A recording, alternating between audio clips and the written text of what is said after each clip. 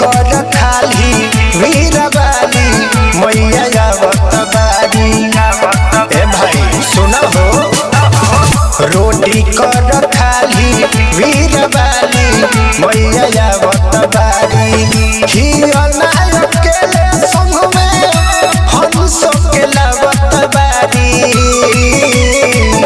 रोटी कर खाली वीरवाली मैया आवत बारी। ए भाई रोटी कर खाली वीरवाली मैया आवत बारी। रोटी कर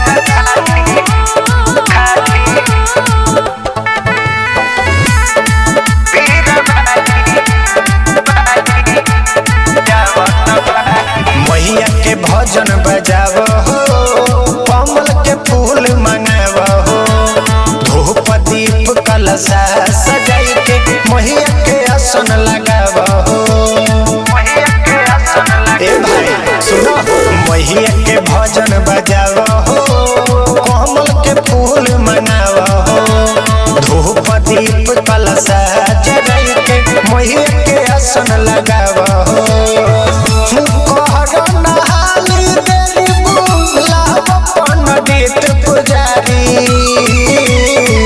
रोटी कर खाली वीरवाली मैया आवत बारी। ए भाई रोटी कर खाली वीरवाली मैया आवत बारी। रोटी कर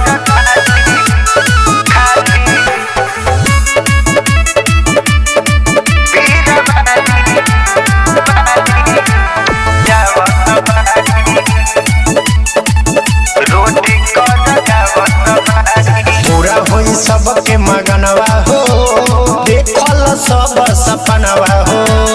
हंसत खिलत रहबे भाई कहे जे माई अगनवा हो। ए भाई सुनो हो, पूरा होई सबके मगनवा हो, देखल सब सपनवा हो।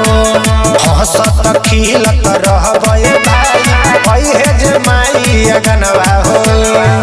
रंधीर मरीस चंदा मंदिर धोवत बारी।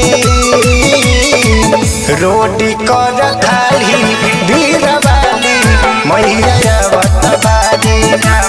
ए भाई रोटी कर खाली वीरवाली मैया आवत बारी। Mahakal recording studio Ludhiana.